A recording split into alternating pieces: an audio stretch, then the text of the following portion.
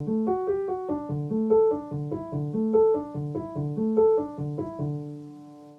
everybody, welcome to Simply Scuba and welcome to Daily Deco. I'm back. I'm joined today with Shaun as per usual. What up, dudes? Today's video, I'm basically going to be sort of not sponsoring it, but just kind of calling attention to the Shearwater Peregrine. Peregrine. You remembered this time. Well done, Shaun. I normally call it a bird. Peregrine is a bird, isn't it? Yeah, it's like a falcon. Yeah, It's 'cause Shearwater, they like... I'm the a Shearwater is a bird. A Shearwater is like some kind of gull or something. I'm sure we'll be told or corrected down in the comments below. But yeah, no, Shearwater, they love their P words. So yeah, the perdix, the petrel, the predator. The pteric is actually, it should have started with a P, because a silent P for whatever reason. It's meant to mean like a wave or something in some language, but they figured just before production, they were like, I don't think people are going to get it. I think they're going to call it the pteric. I certainly would. So it's their first dive computer, or at least their first mainstream dive computer, that they basically didn't start with a P. I honestly don't know why. I read about it, that, oh yeah, all of our dive computers start with a P. But I can't remember why. It was probably an accident. They've obviously got a book of birds or something. And literally, like, all they did a Joey, they've got an encyclopedia, but they've only got the P section. They didn't fork out the $50 for the other ones. Oh, from Penn, bless him. Yeah. Penn Gillette. Anyway, yeah, so on to sort of scuba diving news. So over the sort of few coming days and probably weeks, you're probably going to start to see some updates to the Simply Scuba website.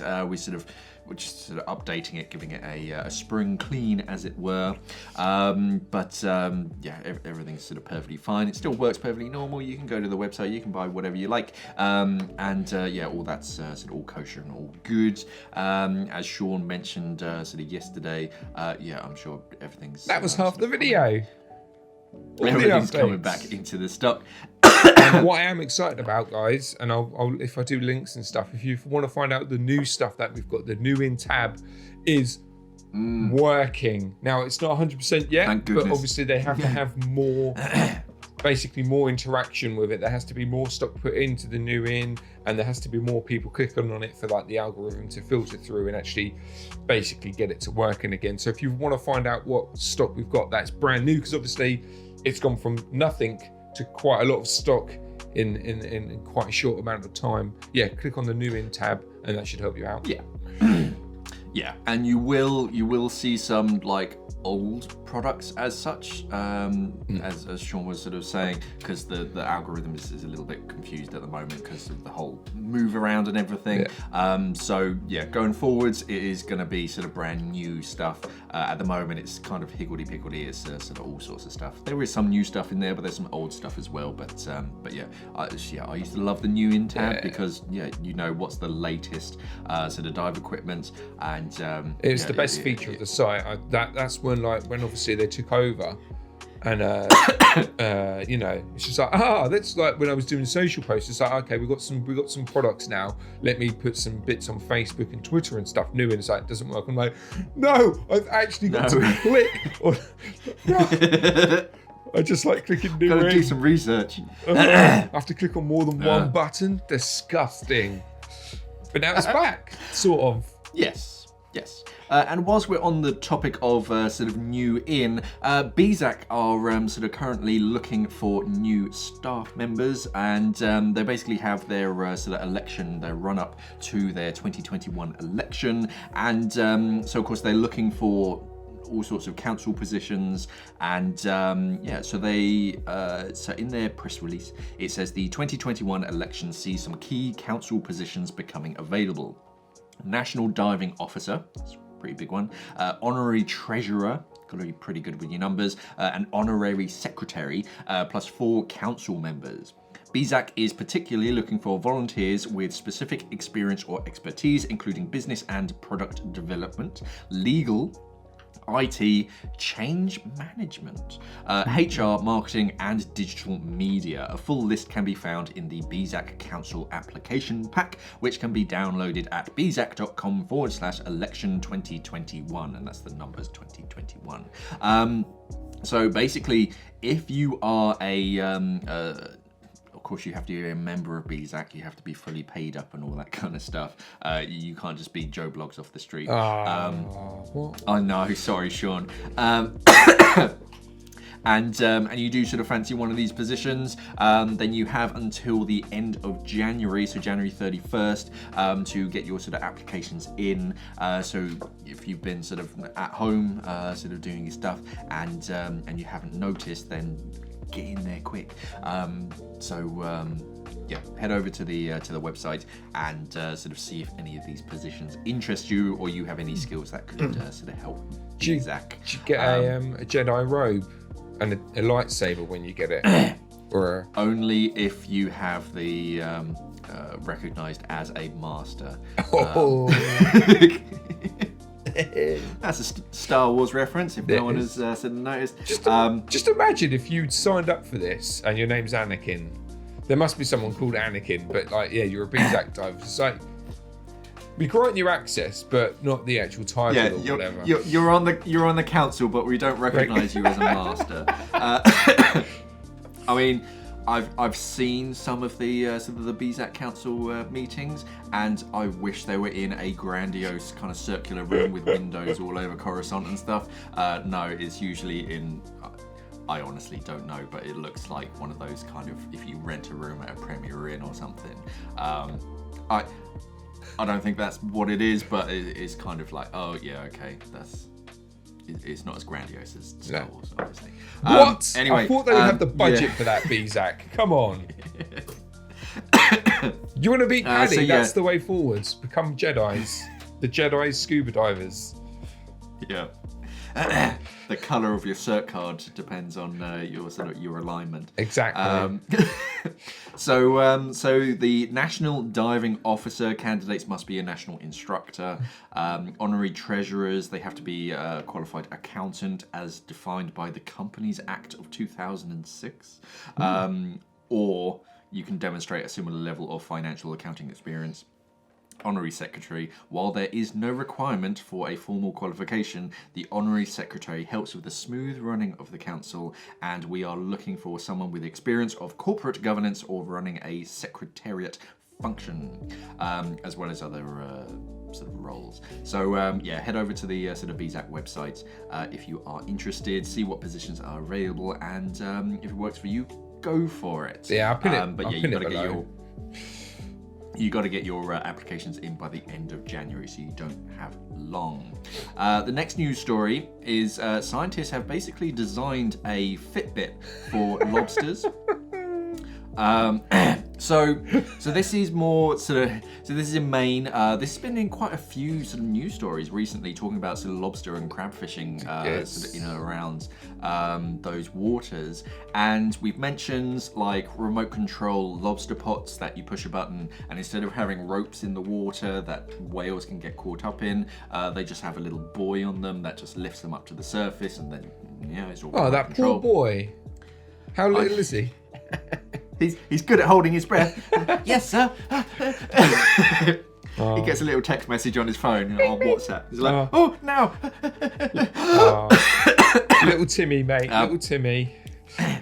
But anyway, so the lobster industry around Maine is huge, and one of their biggest downfalls they call shrink. So shrink is basically lobsters that die between getting caught and making it to like the market, basically. And shrink, for every 1% of shrink, that costs the industry almost $5 million of income.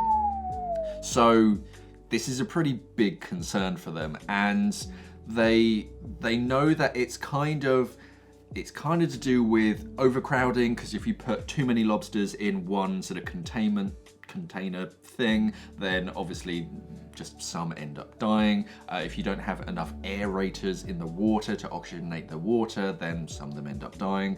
And handling time as well, stress on the animals and all that kind of stuff. So they're looking to work out how is best to like reduce shrink, both so that the lobsters sort of don't die, but I think more so that they don't lose profit, to be brutally honest. Yeah. So they're like, right. So supported by NOAA, led by, it's phonetically it's whale, but the A and the H are in the wrong position. It's like wahle. Wow. They basically sort of made two purpose-designed technology to record the health and environmental conditions of lobsters as they move from trap to distributor, and that's basically the kind of the Fitbit tracker thing. Now, don't get me wrong. If Shaun can get a picture, we're going to put one up here. This is the Fitbit, and it's basically a Tupperware box that is cable tied to the back of a lobster. Now, don't get me wrong. I'm sure this is highly technological and the best that they could do, but it doesn't look great. It is about twice the size of the lobster itself. So this poor little sort of guy or girl, I can't tell, has got to drag this around. It's in a GoPro case. That is a legit GoPro case. Is it? Yeah, It is. Yeah, that's the old GoPro case. I've just seen the scale. Yeah. Yeah. Oh, okay. Wow. Okay, so it's not as huge as I had in my mind. So that lobster is actually pretty small. I was envisioning a legit like a lunchbox size sort of Tupperware. I was like, he's just going to be floating on the surface, the poor little guy. Well, what they do with that, they just put some rocks on some string, attach it to him just to weight him down a bit, make it neutrally buoyant. Yeah. Okay, so this they have called the Sea Hat. And it is a crustacean heart and activity tracker.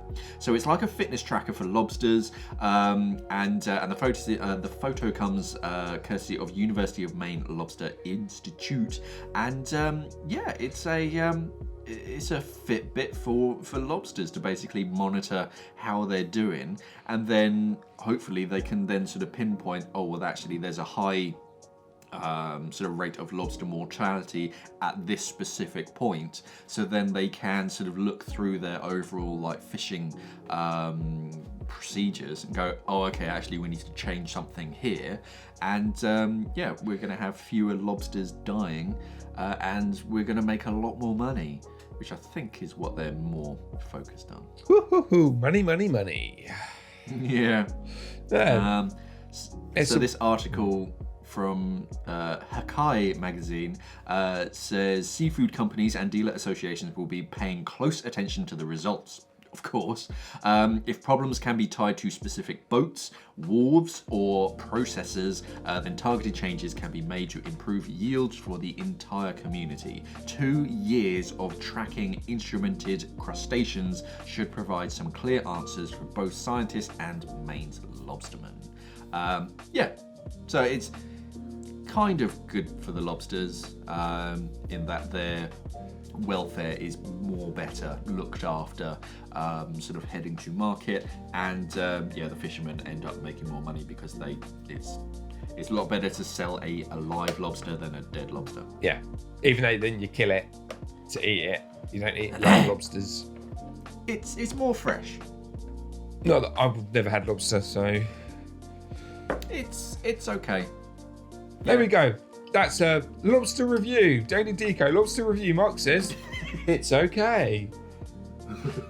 No, it's cool. Apparently, reading the article, they actually wanted, so it's called the Sea Hat, but they actually wanted to call it the Fit Bug, but they couldn't because someone already owned the trademark to it.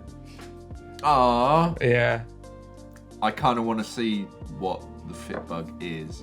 There you go, you're typing that in now. But yeah, like, using the GoPro, it makes sense. Like you say, like with the article yesterday with the whole marine protection area with the giant rays. Obviously, they want to keep the giant rays because it nets a lot of money for them. But in all honesty, protecting it's a really good one. So yeah, I can see this. It's two-sided. So obviously they're doing it for money. But if it means that it reduces the amount of dead lobsters or lobsters dying, then it kind of. I mean, the ideal scenario is that you just don't do it and don't hunt for lobsters, or you try and do it more humanely or something. But we all know that that's never going to stop or happen. So, Fitbug is basically like a fitness app and fitness device review company. Boo! Retailer They should have type just thing, boo. yeah. They should just let them have this. And they also they are a participant in the Amazon Services LLC Associates program. So they work with Amazon as well. So. Yeah, cool. So they've got no soul. Moving swiftly on.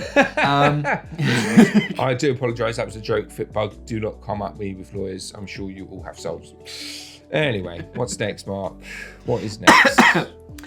So talking about the product, so I'm going to do a quick section on the Shearwater Peregrine. Peregrine. It's an amazing dive computer. The name is quite forgettable. It's because I have a Perdix, I have Perdix in my mind so much, so I'm just like... That's going to go on the back of the box. Great product, forgettable name. Mark, Scuba. Actually, it is an amazing dive computer. I had my hands on one a few months ago now, and it's basically a light version of the Perdix, but because they basically want to appeal to the recreational market, which you can dive a Perdix in sort of recreational mode, but there's a lot of like technical stuff in there which a majority of divers are never going to use, so they figured, well, why don't we just make a separate dive computer without those features? That way, it won't have to be as expensive, and it doesn't have those complicated or confusing sort of features inside of it. But the Peregrine does have a few upgrades and sort of improvements, depending on sort of which side of the fence you sit on over the Perdix. So the first one is that it has a built-in sort of rechargeable lithium-ion battery. So my Perdix, it uses a AA battery, which is quite convenient. It means that you can change the battery sort of whenever, and it's really easy to get replacement batteries. They're not an obscure CR123A battery or something. It's a AA, but with the Peregrine, it's a built-in rechargeable lithium-ion battery, and the way that you recharge it is you have one of those pads, like with a lot of new smartphones and stuff. You plug the pad into a powered USB port, and then you just put the device on top of it, and then it wirelessly recharges it, which is amazing. It means that you don't have to unscrew anything, you don't have to plug anything in. It's all wireless. And because it's USB as well, it means that you only need that one charger whilst you're away on holiday to recharge your phone, your Apple smartwatch, your dive computer. You just use sort of that one USB. On the inside, very clever. You've got the big color screen, and you can sort of customize that to a certain extent. So if you want a certain piece of sort of information on that screen, you just go into the settings and you kind of change it so it does show that. Color coded as well. So if you need, or the computer needs to draw your attention to one specific thing, then it changes color and you're like, oh yeah, I should really do such and such. But one other amazing thing about it is that it has haptic feedback. Haptic basically means it vibrates. So unlike a lot of dive computers that just beep, so when you get to like below 30 meters on a dive, you normally hear this chorus of beeps as everyone else's dive computer starts just shouting, you're going too deep or something. This one, it doesn't beep, but it vibrates. So it's much more, ooh, that is my dive computer, I need to look at it, instead of beeping and annoying everyone else in the water, because sound travels pretty well. It's going to vibrate, and I love that sort of feature about it. And all of the kind of things. It's a large color screen dive computer, but it's pretty thin. I think it's only about 25 millimeters, sort of deep, so it doesn't, it's not this brick on your wrist. And you do get a whole range of different sort of attachment options. It comes with a traditional like watch strap, but you can just fit a bungee strap to it as well. So if you are in the market for a new dive computer, it is definitely worth looking at the Shearwater Peregrine. Well done, you said it right. The name as well. Yeah, the Peregrine. Congratulations. It is the one that I hate is Hollis with their regulators, because they have the Hollis like 212 and the Hollis 123. And you're like, oh, just give it a sensible name. And I don't hate Hollis. Hollis, you're amazing. The regulators, they're wonderful. I actually have a Hollis regulator somewhere in here. Yeah, there's one. This is the Hollis 212. I know the front thing's at a slight angle, but yeah, it's a 212. What does that even mean? It means just call it the Hollis Stanley or something. Give it a proper name, or just give it the Hollis 1 or the Hollis 2. Sorry, that's my rant over. I don't do them very often, but yeah, the names of stuff, come on. Just call it the Mark 1. No! But currently I'm designing the Shaun 2. Whoop, whoop, whoop. That's all right. Shaun 2's fine. As long as it's the spelled... Shaun 2000. As long as it's spelled right. Yeah, it's only a pair of socks, but... Hey, socks are useful. I love socks. Shaun's humble. He's humble like that. I am. Love it. Oh, the Shaun 2 sock. Can I have LED lights in it? It can, yeah. And it's powered by your movement. Yeah, like that. Right. What's next, Mark? The next one's taken me to the gov.uk website. That's not right. No, that is right. Accept all cookies. Sorry, it took me to a separate... I clicked on the wrong button. So this is a press release from the British government. And effectively, we just wanted to draw attention to something that you might have heard of, which is called Brexit. Is that actually, a form of cereal? Yeah.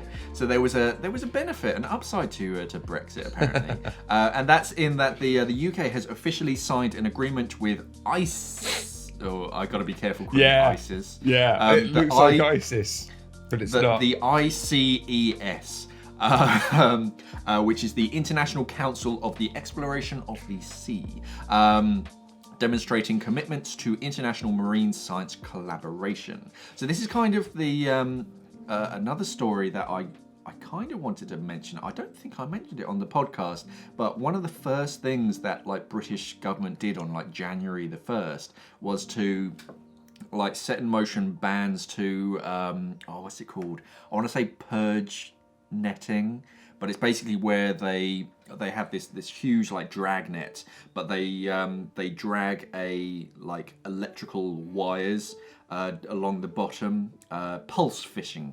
Along the bottom, and they put these electrical currents through those wires, and that basically right before the net, and that gets everything that's on the bottom and kind of just under the substrate to go, oh, what was that? They jump up sort of into the main water column, and then the net just catches everything. So that was one of the first things that the UK government sort of put into motion, a ban on that, so you can't do that anymore in British waters. But yeah, they also, I think this was January 1st, wasn't it? Yeah, so this went live January 1st, as soon as we cut ties with the EU in that sense. Because a lot of people, the Americans, they think that we're no longer a part of Europe. We are still a part of Europe. We are a European. Yeah. It's just that the trade deal that we have no longer exists. That's it. We're a European country. The geography hasn't changed as far as I'm aware. They could have done a lot. We've all been in our houses. They could have moved. They could have moved the United Kingdom. Who knows? I don't think they have. No. But yeah, we basically changed our like economic area as I understand it. But yeah, so this new, well, I say it's new. We have been working with ICES sort of before, but as like a contributing member of Europe. Is that right, Shaun? Something like that, yeah. You've read this more than I've read it. So basically, this council has existed since 1902 or something like that, and ever since there, we were actually a part of the creation of it. The UK, we were part of one of the countries that did it. But basically, what's happened is, I don't know whether it's because we had ties with the EU. Obviously, we have regulations with them, so we could only do so many things. Now we're not a part of that. We've now joined this council, whereas in beforehand we've contributed. So UK, Scottish, Irish scientists, they've all helped out, or they've all contributed to this movement and to this setup, but we were never officially allowed to join because we were obviously tied to the EU that had their own regulations that, to be fair, had their own probably programs very similar to this. So they didn't want to, we didn't want to be a part of two setups that were basically doing very similar things. But yeah, now we're not in that. As soon as we left the EU, January the 1st, we joined this protocol, this council of members. So yeah, it's basically gonna provide UK waters with protection, conservation, to help towards marine life environments in the water, as well as fishing as well. So yeah, it's a very positive thing to be a part of, and now we have not necessarily more control, but we can contribute more to it. And where the future is very unknown with the UK, this is a nice step in the right direction environmentally, especially with marine life that we obviously want to take and we want to be a part of. So it's a very good step. Yeah, so now the United Kingdom is officially a member of ISIS. They do need to change that name. ISIS, technically, but ISIS. ISIS. Oh the dear. ICES. Yeah. Yeah, no. I remember years ago, back when like ISIS was first becoming a thing, and I was on a liverboard in the Red Sea, and we were all just sort of in between dives. We were just sort of having a chat, and there was another boat. I think it was just a day boat out there, and they all have names, and they're all sort of printed sort of big on the side, so you can identify sort of which is your dive boat, and it was called ISIS, and everyone was kind of like talking to the sort of Egyptian dive guide, and he was like, yeah, ISIS is an Egyptian god. It has nothing to do with the Islamic State. Obviously. It's going to be very interesting what happens to this video. If it's going to get flagged, it would be very interesting. Or the monetization will be minimum. We'll find out. Just add it as a hashtag. I'm sure that will expand our demographic. Yeah. I don't really want that demographic. Thank you. But yeah, anyway, we've joined a thing. So the next... It's all good.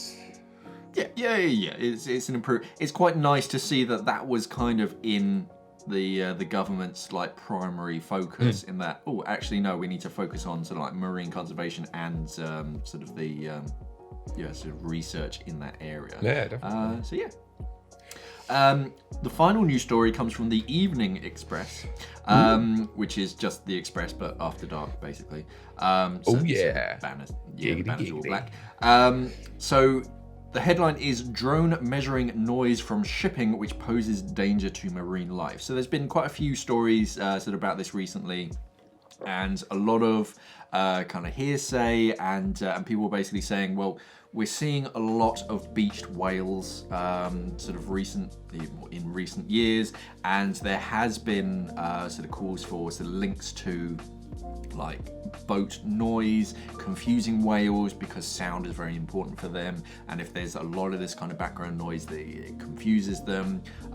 Military sort of equipment as well, because they use pretty powerful like sonar and sort of ultrasonic pulses and all that kind of stuff. And this is basically a news story which is now sort of using drones, underwater drones, to measure underwater noise from shipping which the United Nations has said poses a danger to marine life. So it's quite nice that they're putting in these drones that basically search the waters. They're listening out for this sort of noise, because the more information we have, we can sort of then more physically show how much effect the noise of sort of what's going on in the waters is having on underwater species, and then we can better not predict, but kind of say, oh well, this group of whales, they all sort of died and beached in this area. If we look back through the records, you can see there's a really high sort of amount of marine noise from ships in this area, so this could be a contributing factor. We need to do something about it. Yeah, which is quite interesting. Yeah, it's just finding another piece to the puzzle, isn't it? The more information we have about that sort of thing, and the more data we can rely or refer back to if an incident happens, the more understanding we're going to get, But one of the best things about this is the fact that they actually told us, because another news story that was about, I don't know, a week or two ago was I think he was Taiwanese. He was a fisherman, and he was just doing his fisherman thing, and he caught a Chinese spy drone, and they're like, oh yeah, that one went off course and we lost it. Yeah, it wasn't spying or anything. We just lost track of it and didn't tell anybody. But we kind of wish that you hadn't caught it. So no one really knows why it was there or what it was doing, or whether it was legitimately just kind of lost. But these ones, so they have sort of hydrophones and stuff sort of inside them, and I think there is already a system where they have certain like tethered sort of buoys kind of in the water at certain key points, and they do have these sort of hydrophones. But these drones are a bit more autonomous, so they can move around, and they use like GPS or whatever it is to basically map the area and just kind of keep track of some underwater noises. Well, you think about it with a drone and stuff. Obviously, with a buoy, they're okay. They could monitor, but where they're kind of set is kind of where they stay. Whereas obviously with a drone, they can go. They can almost chase the sound. I just can't wait for in a couple of years' time that drones are going to be the reason why whales are beaching, because there's so many of them out there. They're getting confused. Turns out that whales are a lot like moths. Instead of going towards lights, they just follow drones around. Who knows? But yeah, it is interesting. There was a huge call for a statement from the I think it was the British military, because they were doing a bunch of military like maneuvers, practicing. And they used like a certain sonar or a certain like underwater pulse, and like the following week there were like loads of dead whales, and they're like, come on guys, it's pretty obvious that this was a contributing factor. Did you really need to use this when you were just practicing? Because it's having a huge effect on sort of marine life species. Who knows? Hopefully the drones will come back with some interesting information, and hopefully something can be done sort of with this information. I don't know, just make some quieter ships. Electric ships, would that make less noise? I got an email. Now, I get a lot of emails from all sorts of different manufacturers and stuff saying, oh yeah, look at our latest such and such. And one that really sticks out for me was a saltwater powered torch. And I was like, I need to look into this, because this, if it works, sounds amazing. And it was basically, at the front end, it was a traditional torch, nothing sort of overly fancy, just LEDs and stuff.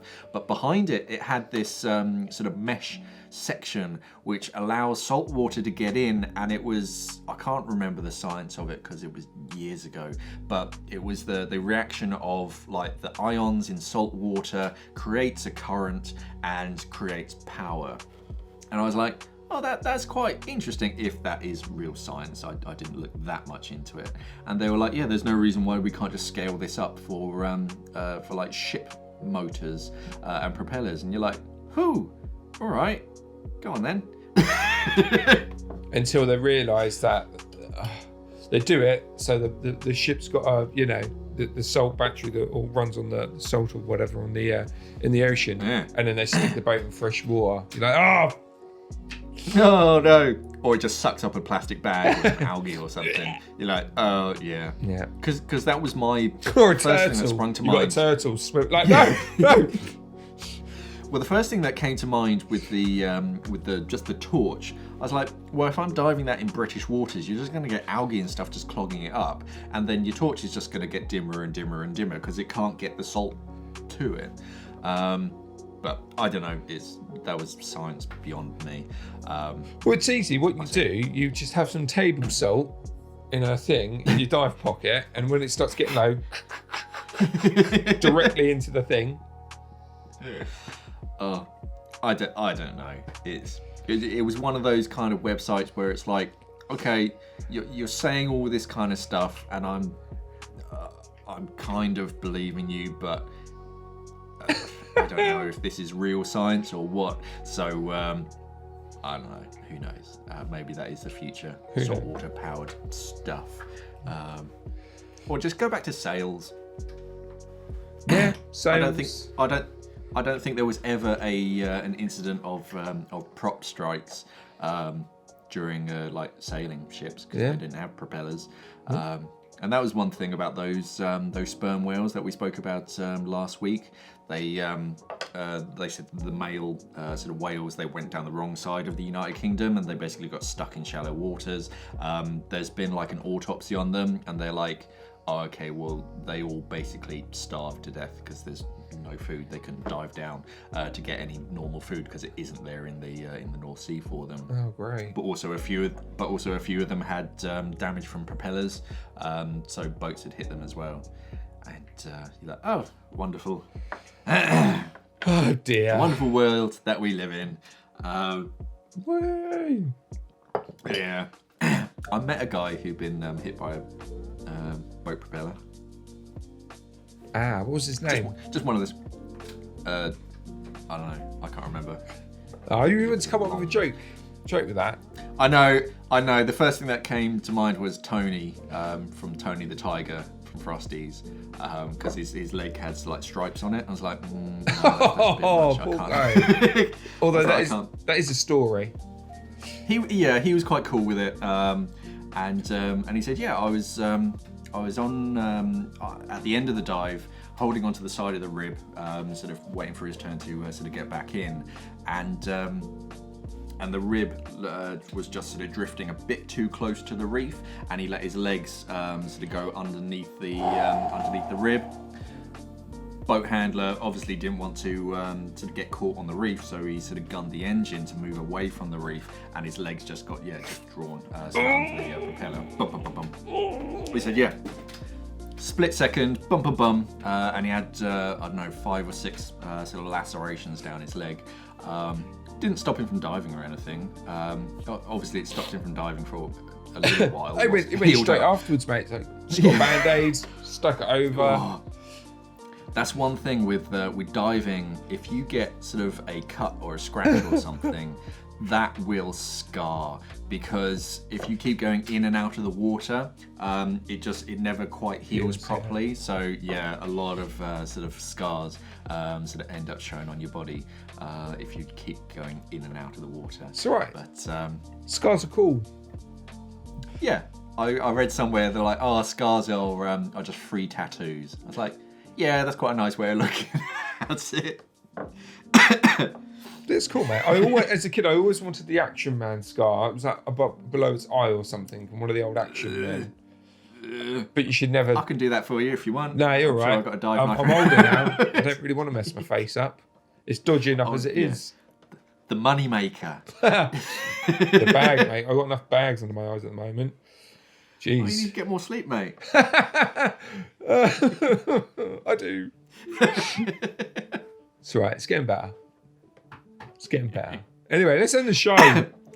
Yeah, that's it, because we do actually have quite a lot to do for the rest of the day. Yeah, we do. So yeah, If you have any sort of questions, comments, queries, corrections, if we said anything that's wrong, let us know down in the comments below. All the questions will go to the Friday Q&A, so stay tuned for that. Don't forget to subscribe for all sorts of scuba diving things, because I'm starting to do product videos again. Not quite the same as usual, because I can't just nip to the warehouse and grab some stuff. Overviews. Lockdown.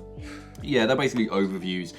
So we're doing the best that we can, basically showing you guys the sort of the new equipment and stuff that you should be taking a look at. So they're going to start premiering probably this weekend. Yeah, don't forget to like, share, and subscribe. If you have any kind of comments, let us know down in the comments below. Don't forget, next time you listen to this, by all means, listen to it on YouTube, but you can head over to the podcast, wherever you listen to your podcasts. You can listen to Shaun and myself on the go. Yeah, thank you for watching, everybody, and of course, safe diving. Stay classy, scuba divers.